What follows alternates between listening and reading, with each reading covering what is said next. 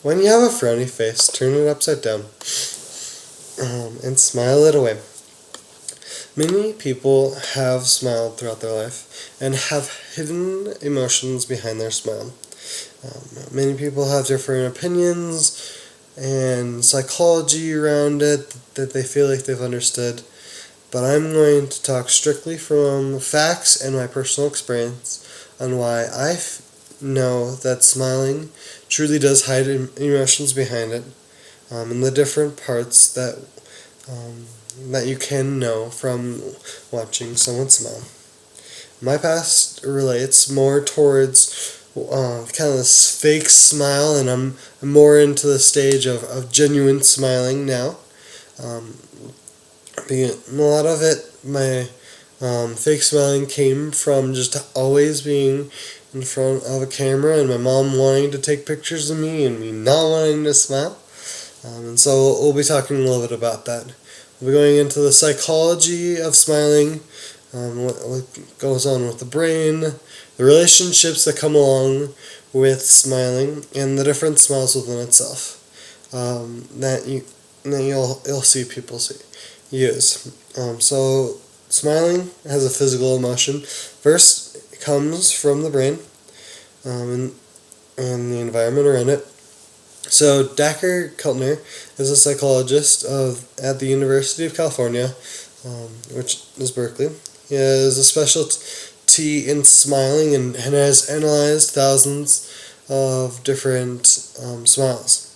He talks about the muscles within our face to create the smiles that we use. And he talks about there kind of being two different smiles.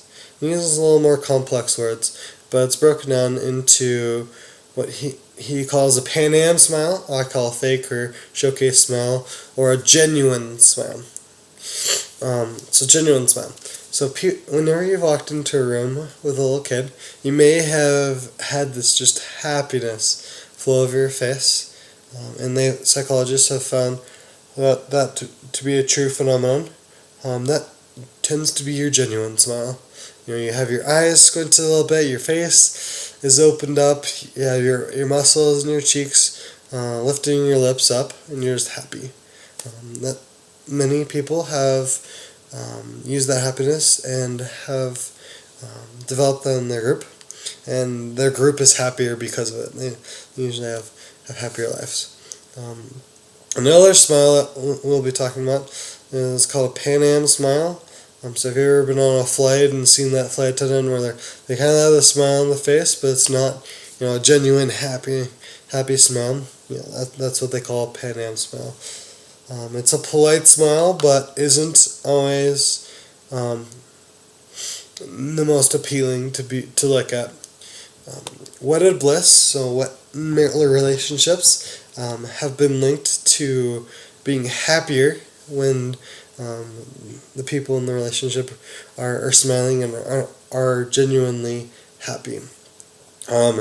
People that have had pictures taken and years later they'll look at their marriage. People that are smiling, their genuine smile in their pictures, tend to have a more successful marriage. In one study, psychologists went through a college yearbook and looked at the intensity of the smile. So that eyes and the cheeks again. And found that those that are smiling in those pictures tend to have less divorce later in life. 25% of the people who had straight-faced experiences with it were divorced people. A second study they went through, and they did a similar looking at childhood to being an adult, and they said the people who were smiling on their children, 11% of them that didn't smile when they were young, 11% of them experienced divorce later and are still unhappy now. So the kind of takeaway from that is the bigger the smile, the more happy-go-lucky you are, the better your relationship with your partner will be. and the happier relationship in general will be.